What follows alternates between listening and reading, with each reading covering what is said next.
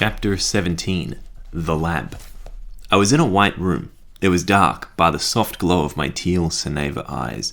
The room had a linoleum floor and tiled walls. There were rows of computers and machines set atop tables, with wires bundled between each. The monitor's screens shed some light into the room. They beeped every so often. I'd been working around the beeping so long now that I barely noticed it. I was nervous. Standing alone before a white table with a monitor and a small device upon it. In my hand was a clipboard, and atop the clipboard was a piece of paper harboring a long equation. I'd spent a long time making this equation. I was proud of my work, but anxious to present it. Surely it'll work this time. It's the 10th iteration, but I'm certain of it this time. The door behind me creaked open. Glorious white light poured into the room from the crack in the door. It revealed the walls to my left and front, which appeared to be made of glass and written upon in whiteboard marker. "Vestas," the voice behind me called. I quickly swiveled to face it. Heslick walked into the room. His cyan eyes cast a haze across my armor. He fumbled for the light switch.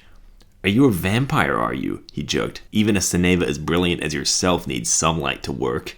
"I like the dark," I replied. "It's easier to shed light on the subject when there's less light around, you know." "Interesting," Heslick quizzed, closing the door behind him and stepping towards me. "I didn't think you were a spiritual man." "I'm not," I replied. "It's just an interesting anecdote. I usually work with the lights on, you know." "You're an interesting Seneva, Vestas," Heslick smiled between his helmet. "Anyway, show me what you've come up with." "Right." I fumbled the papers on my clipboard. I flicked through the working to get to the final equation. "Don't be so nervous," Heslick said. "Even if it is wrong, we can just try again." "Sure," I mumbled. I handed him the clipboard. The problem we encountered previously was creating a wave which could replicate all quadrisingles in aggregate. As Sarakidan studies demonstrated, the individual connections in the thread have different wavelengths and frequencies. And the wavelengths are independent of the energy of each wave, right? Heslick finished my sentence. "Right," I continued, "which is unlike the electromagnetic spectrum. As we discovered, the energy of quadra is set, as it can be quantized, and the energy of a Seneva is determined by the quadra velocity in the thread." "Well, we did find that, didn't we?" Heslick said, flipping through the papers. "And none of this information has helped me, actually," I admitted. "The waves we'd captured in threads were periodic, but seemed to be repeating random sequences as well. That is why it's been so hard to create a wave which mimics all quadriforms." Heslick stopped flipping through the notes. He looked me dead in the eyes. "And you think you've done it now?" Heslick asked me. "Yes," I said confidently. "I took a similar approach. I studied a flying bolt of quadra and found its energy excitation to look like this." I grabbed the pages on the clipboard as Heslick held them and turned the papers. On the next sheet was a perfect sine wave. "Then I did two more things," I continued. "I graphed the response of a thread being hit with a foreign bolt of quadra." I flipped to the next page. There were several plots, each more random in appearance. "That doesn't look useful," Heslick said. "It's not," I said. "It shows that quadra absorption cancels the thread by creating unstable quadra signals. This isn't our answer, as it's not permanent." "Okay," Heslick noted. "So what is our answer?" I got stuck here, but then I noticed something. I flipped the page over. It showed 4 identical random-looking waves. "If you take the flying quadra wave away from the thread wave, you get this one. It's identical for each connection in the thread." "Interesting," Heslick mumbled. "What does it represent?" "I don't know exactly," I replied. "But as you can see on the next page, it was identical over 100 individual Seneva of different connections, all black holes and all ethnicities." "Well, that's very comprehensive," Heslick said, getting a closer look at the diagram. "It must be some base signal of connection, maybe." "Well, that's what I thought also," I said. "It's only present in the thread, so it must be some qualifier for having a thread. Therefore, this would be the wave to model for our purposes." I let go of my work and turned around to pick up an object off the table. It was a small black handheld device which had a handle on one side and 2 prongs on the other. There was a single button just above the grip. "These devices are programmed to output that same base waveform when you power them. I've given you the honors of the first test," I said, handing Heslick the device. He caressed it curiously in his slender gunmetal hands. "I must admit, Vestas, we're making some large assumptions here," Heslick said, "but I'm curious as to the outcome. If you have solved this mystery, Vestas, then nothing in quadra science is beyond your limits." Heslick, with the device comfortably in hand, strutted past me across the room. He lingered by one of the glowing monitors, but continued through rows of desks to the back glass wall. He flicked a switch by his left hand, and the room on the other side of the glass was thrown into brilliant white light. It was a white-tiled, white-walled, dazzling spectacle of a laboratory room. Splashed in the pool of pure spotlights was a grey Ceneva with blue eyes. Their armour was twisted and stained dark. They were restrained in a bulky steel chair. They strained at the lashes, crashing the restraints against the bare metal, and howled at a parted, haunting wail. The glass vibrated with its force. They were lost to the world, a rotten soul rattling in the shell of a Ceneva. "My goodness, Festus," Heslick exclaimed, turning to me. "Where on earth did you find this one?" "Narcissus brought them in." "Give that girl a promotion, damn it," Heslick coughed. "And let's save the Ceneva together." He swung the door handle and pulled the door open. The harrowing shriek of the constrained Ceneva blasted into the room. It rattled the equipment in the technology lab. The monitors of the computers buzzed in fear. "Dear Amazos," Heslick coughed. He held the door and ushered me in. I skipped across the lab, careful not to trip on wires. At the sight of me, the Ceneva was rabid. He banged and howled and cried against the firm constraints. "Where do I apply the shock?" Heslick yelled over the phantom shrieks. I pointed to the back of my neck, where the thread meets the body. Heslick nodded knowingly and attempted to place the device on the grey Ceneva's neck. They lashed their head around furiously and growled with lethal intent. I rushed over to their side and yanked at the leather neck strap. They gasped as their metal neck was pulled and tightly bound to the chair. Their wrists flailed. I stood back. "For the future of Ceneva, Vestus, I hope this works," Heslick said to me. "It will," I replied. "I'm sure of it." Heslick pressed the device up to the grey Ceneva's neck armour. He sucked in a deep breath through his armoured form and directed electricity from his palms. Blue lights on the signal generator lit up in sequence. It whirred and buzzed, and finally arcs of electricity danced between its prongs. The Ceneva seized. The brief electrical shock shouldn't have travelled through them, unless I'd built the device incorrectly. I panicked as their limbs lashed. I went to grab Heslick's hand, to stop him from hurting himself and this man, but the violence stopped. I sighed in relief. With my exhale, the light which poured from the spotlights increased twofold, as if they'd only been half on this whole time. The heavy atmosphere lifted, and with it, through the vents floated the smoke of the grey Ceneva's armour. It raised off his skin like black smoke from a campfire. It tracked dully through the air and dissipated out of existence. A thick blanket of silence fell upon the bright white tiles of the lab. The only sound that remained was the purr of the device and the relieved breaths of Heslick and I. The man beneath the armour slumped in the chair. His eyes were closed. He looked dead. "Vestus?" Heslick quizzed. "Not dead," I said. "You can feel the charge in his nerves." "Oh, of course." Heslick stepped back. "I think it worked, but you should be certain." "Yes, let me test it," I said. I stepped over to the chairside bench and grabbed my thread analyzer. I held it to the unconscious man's neck and pressed its button. The display lit up. I waited. "And?" Heslick asked. "No thread," I replied, looking through the outbook. "It's been perfectly destructively interfered." "And what about his biology?" Heslick asked. "It should be intact," I replied. "We removed the thread only. We couldn't have destroyed the quattro pathways in this man, although perhaps a long-term study on the health of the pathways is in order." "Of course, that's a good idea," Heslick smiled. "I've got many of them," I said. "We'll also need to test this on other thread types. This man had an average thread for somebody so possessed by quattro, but there are stranger connections out there, Heslick." "Festus, you're absolutely brilliant," Heslick said after a pause. His grin grew. "Thread removal technology, in our grasp, it's unfathomable. This is the future of Ceneva society. Do you understand that?" Heslick asked. He grabbed me by the arm and led me back to the computer lab. I was swung around in his grip and landed in one of the lab chairs. "Of course I do," I stated. "We can heal possessed Ceneva and sick Ceneva like that man. We can finally clean the streets of those lawless Argos. We can have proper punishment for the abuse of power. This is exactly what you envisioned, my father." "Yes," Heslick smiled. "Exactly as I envisioned." I turned my head curiously to his inflection. His grin faded.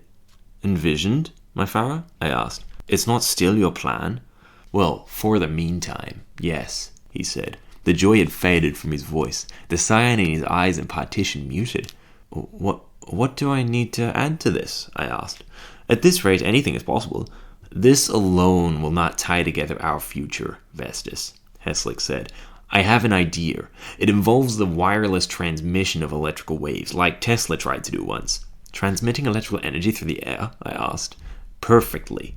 Transmitting it perfectly around the globe." "That's ambitious," I replied. "No losses, even with our technology, would be almost impossible. We could get near enough, which for power generation would be close enough, right?" Not for my purposes. Well, it should work for your purpose, I said, confused. Unless you weren't talking about free energy? Heslick wore a guilty smirk beneath his cyan partition. He held his hands behind his back and faced away from me, looking through the glass at the unconscious man. Free energy would be a lovely gift to human society, Vestas. Much like a housewarming, it would set the scene for our generosity, but it would do little in the long run for our relations. Oh, sure, I ummed. Then what do you propose we do with wireless transmission to solve this problem? It really depends on how you define the problem, Heslick said. He turned his head sharply to me. His eyes were blank, or rather, a sea of conflicted feelings. No one intention shone clearly through his expression. I stood and took a single step back. This man right here is, or rather, was, part of the problem, Heslick said. He could not handle the quattro which he sucked from the black holes, and he paid with his sanity. He is a reason why we will never be perceived as entirely good. The energy which we hold is so dangerous, Vestas, and surely you would know that. We control it, but on a level, it controls us, just as the black holes do through destiny, and it is much more powerful than us. Seneva fall to it and succumb to corruption. Self-preservation turns into ambition, which leads to supremacy. Dangerous ideologies surrounding Seneva are being hatched every minute, Vestas. How people choose to use Quattro, that's really out of our control. Yes, but we're working on the education programs right now, I interrupted. They could be very effective in managing the majority. The majority, Heslick enunciated, turning to the glass. But not all, and our problems stem from the few who can't be swayed. One bad apple spoils the bunch, my friend. I'm afraid we're swimming in a rotten barrel. So you're suggesting your aforementioned proposal then, I insisted. If we remove the threads of the bad Seneva, those who inadvertently fight against our freedom will only be left for the good. If only it were that simple, Heslick sighed. Vestas, you're a smart man, he continued. Our problems are caused by the fact that we are us. If we were not us, we would not have our problems, right? Well, sure, I whispered. I felt the dread growing in my heart. If we want to get rid of the problems we face as Seneva, all we have to do, Vestas, is stop being Seneva. You want me to build you a transmitter so you can transmit this thread-killer signal globally, don't you? I stumbled over my words. Heslick turned from the glass to face me. He took steps towards me, and I backed away, into the darkness of the poorly lit room. It's the only logical solution, Vestas. It's madness, Heslick, I squeaked. This is treason. This is saving lives. Heslick raised his voice with fierce passion. My foot stumbled on a wire. My body spasmed to keep balance. Do you see that man in there, Vestas? He was almost dead from his Quattro use. We saved him from that death. We could save everybody before they even know they need it. Heslick, I won't build this for you. Even if I could, it wouldn't work. You can't transmit this signal over the globe. You won't win. Vestas, you will make this device. Perfect or not, I will save us all. This will be done by the time of the great gathering of our nation, Vestas. I will be the Seneva to liberate all. The Great Gathering, I panicked. That's meant to be the great triumph of our work. This is genocide, Heslick. Hell, look at everything we've accomplished scientifically with Lictus abilities. It's more than genocide. It's smothering of all future human progress.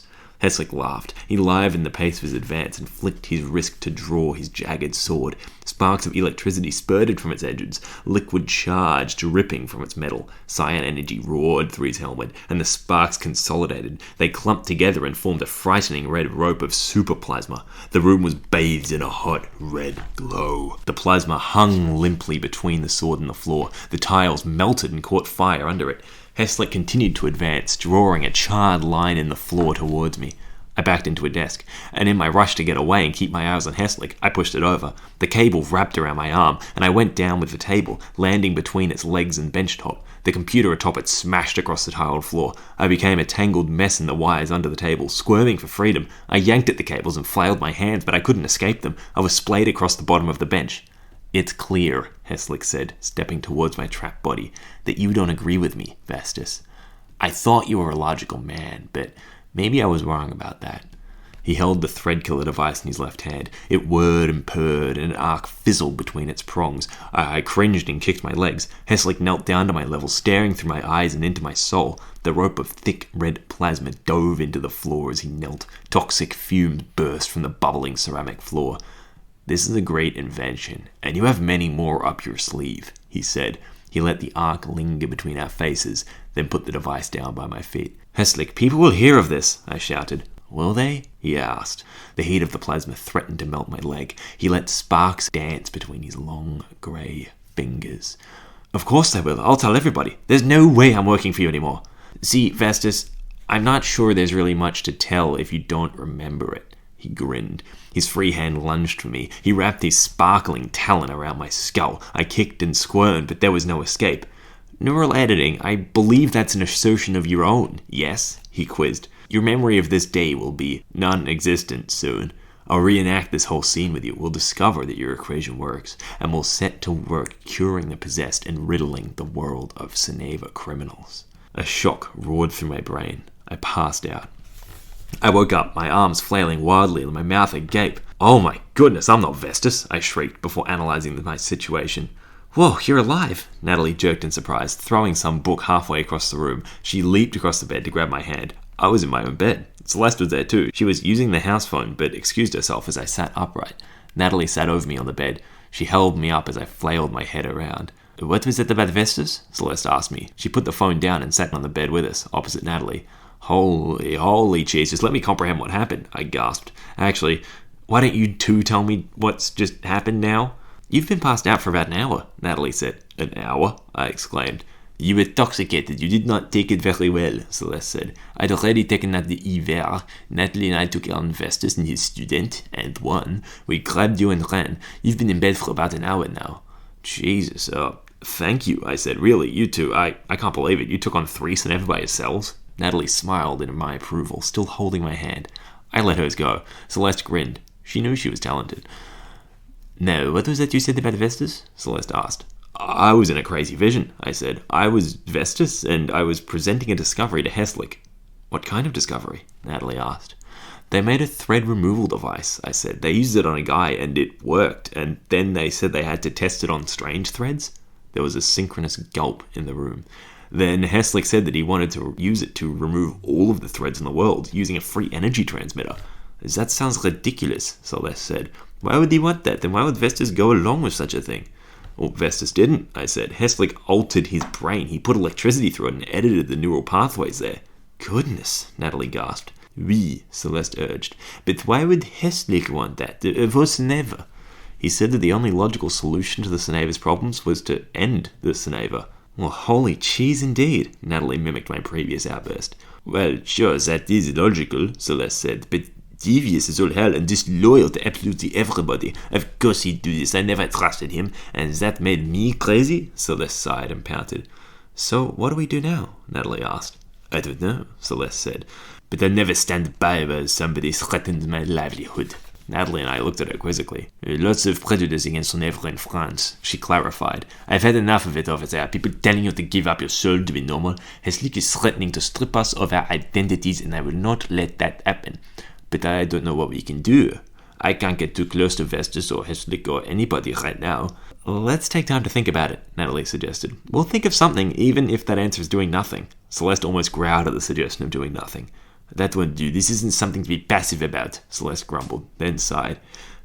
You're right, though. It's too big of an issue to think about a solution right now. We'll need time to think of something. A lot of time, I added. This is like a global issue that's way bigger than us. Stopping Heslick requires some serious influence. Let's talk about it later then, Celeste said, picking up her bag and slinging it over her shoulder. I have to get going. Where are you off to in such a rush? Natalie asked. I'm seeing Greece, she choked on a whisper. I'll see you guys tomorrow. Yeah, see you tomorrow, I said. Have fun, Natalie called after the girl as she left. We looked to each other. Our faces were bleak. I don't think Reese Cameron solves much, do you? I asked Natalie, and she hummed. I think Celeste deserves some fun after everything she's been through, even if Reese is a terrible human, she said. I don't think she takes the stripping of her core identity lightly. Well, she wouldn't, I said, and then neither do I. I've only been a Ceneva for a few weeks, and it already feels like years, you know? Natalie nodded and stood from the bed. We'll find a way to stop Heslick, she said. I'm sure of it.